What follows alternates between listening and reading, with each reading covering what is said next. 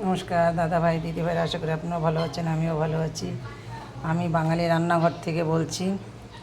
আজকে দেখুন, আমি আজকে রুই মাছের আদা বাটা, আদা জিরা বাটার আমি ঝোল করব, একদম হালকা পাতলা আলু দিয়ে। এখানে আমি আলু নিয়ে নিয়েছি, এখানে আমি মাছ নিয়ে নিয়েছি। এটাকে আমি একটু লবণ হলুদ মেখে আমি 10 মিনিটের মতন রেখে দেবো। 10 মিনিটের মতন রেখে দেবো। এই গরমের মধ্যে আদা জিরা বেটে হালকা পাতলা ঝোল করে নেব। এটা যে কোনো হোটেলে যাবেন দেখবেন আদা জিরা বাটার রুই মাছ বা কাতলা মাছের ঝোল হয়, হালকা পাতলা করে নেব।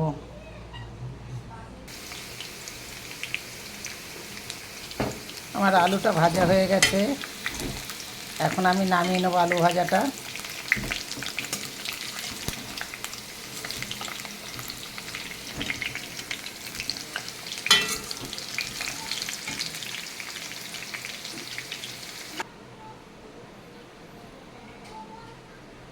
আমার তেলটা গরম হয়ে গেছে, এখন আমি তেলে পর ফোড়নে দিয়ে দেবো জিরা,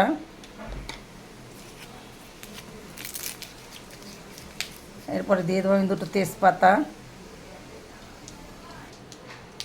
আমার এটা ভাজা হয়ে গেছে ফোড়নে। এখন আমি এর ভিতরে দিয়ে দেবো একটু আদা আর কাঁচা লঙ্কা আর পাকা লঙ্কাটা আমি বেটে নিয়েছি। এটা আদা আর কাঁচা লঙ্কা দিয়েছি, কাঁচা লঙ্কা যেটা পাকাটা ওইটা।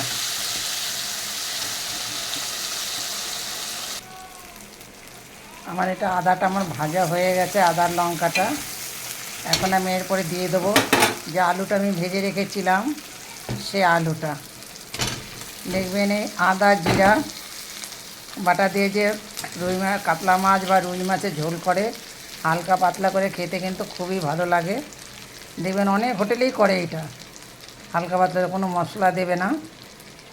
আমি আর যে ধনে জিরাটা দেবো, আমার যে ভাজা মশলা সেটা আমি পরে দিয়ে দেবো।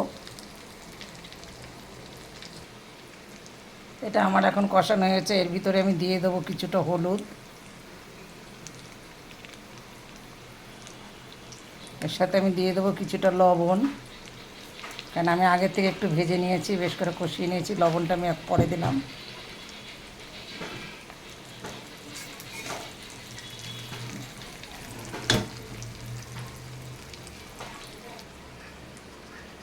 এর সাথে দিয়ে দেবো আমি জল।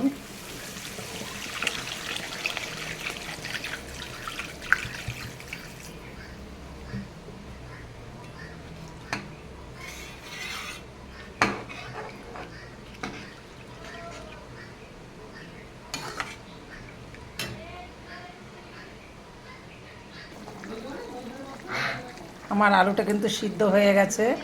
এখন আমি দিয়ে দেবো মাছ কাটা, যে আমি ভেজে রেখেছিলাম সব মাছ কাটা দিয়ে দেবো। এর ভিতরে আমি যে বললাম কাঁচা লঙ্কা পাকা যেটা সেটাই দিয়েছি, দিয়ে আমি এইভাবে রান্না করেছি, একদম হালকা পাতলা ঝোল। আমার মাছের ঝোলটা ফুটে উঠেছে, এখন এর সাথে দিয়ে দেবো আমি ভাজা জিরা, ভাজা ধইনা, আমি যেটা মশলা করে ভেজে রেখে দেই, এই মশলাটা দিয়ে দেবো। দিয়ে আমি 1 মিনিট থেকে 2 মিনিট একটু ফুটিয়ে আমি নামিয়ে নেব। তাহলে আমার মাছের ঝোলটা হয়ে গেল।